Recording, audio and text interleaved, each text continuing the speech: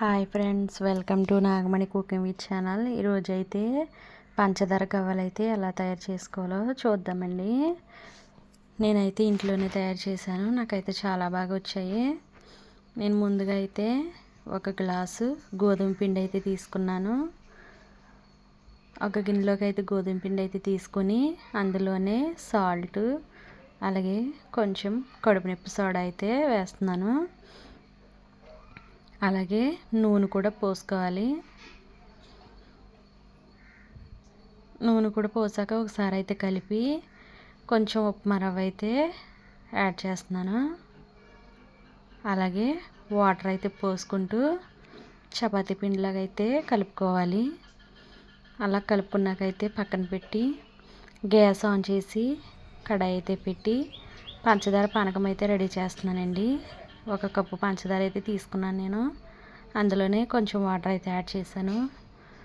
మనం ముందుగా తీసుకున్న పిండి అయితే చిన్న ఉండల్లాగా అయితే చేసుకొని గవ్వల చెక్క అయితే తీసుకున్నానండి. గవ్వల చెక్క మీద అయితే గవ్వలు చేసుకోవాలి. చూడండి, నేనైతే గవ్వలు అయితే చేస్తున్నాను.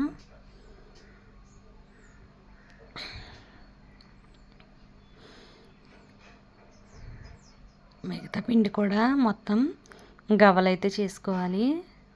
నేనైతే గవ్వలైతే చేశాను. ఇవైతే ఆయిల్ అయితే పెట్టాను. ఆయిల్ అయితే హీట్ అయ్యాక అందులోనే వేసుకోవాలి.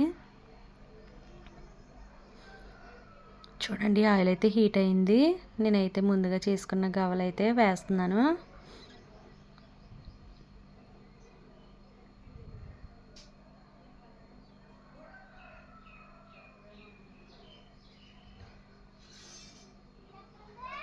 ఉప్మా రవ్వ అయితే వేసామంటే గవ్వలైతే గుల్లగా అయితే వస్తాయండి.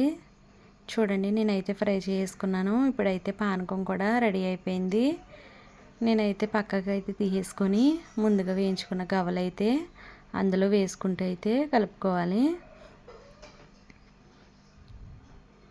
కొంచెం చల్లారాకైతే పంచదార పానకం అయితే గవ్వలకు పడుతుందండి. చూడండి, నాకు గవ్వలైతే రెడీ అయినాయి. ఆ వీడియో కనుక నచ్చినట్లయితే లైక్ చేయండి, షేర్ చేయండి, సబ్స్క్రైబ్ చేయండి.